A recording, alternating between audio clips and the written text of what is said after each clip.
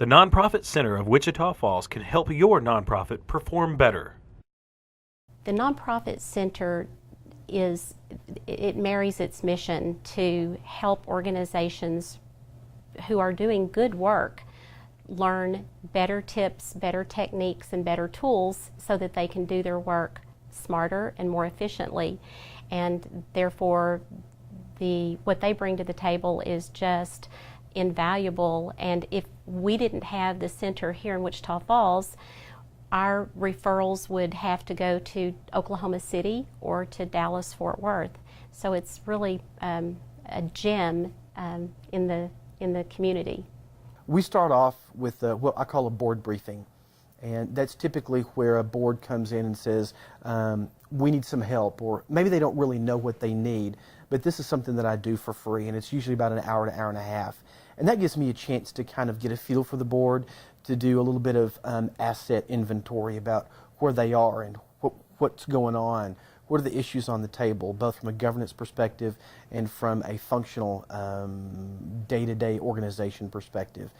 Once we get through that, then we can kind of sit down and start talking about what does this look like, where do we really need to focus, and then we can help develop different tailored programs for them, whether it's facilitating a fundraising workshop or helping to lay the groundwork for a strategic planning session, which is not just a Saturday from 10 to 3.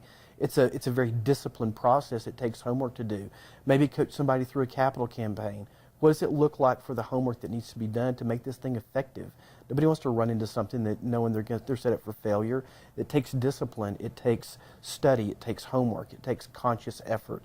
So we tailor whatever that looks like to an individual or to a group, whatever that might be. And it's really a case-by-case basis. We've been able to gain a lot of information about what a healthy board looks like and what is the proper function of the board. What are the board's responsibilities and what is a staff responsibility? How do you know when a staff member is overstepping their bounds? And how do you deal with that? How do you know if your board is not doing the job it's supposed to do? And then how do you accomplish getting the job done through the board?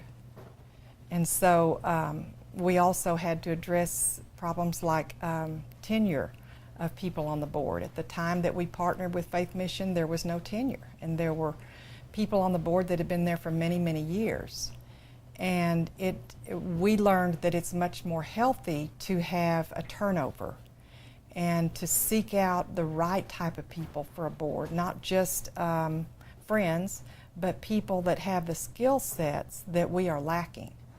We learned how to put together, it was called a board matrix, and it charts out what talents you have existing already on your board and what you're lacking, and then you learn that you have to go and look for those type of people to fill the vacant positions.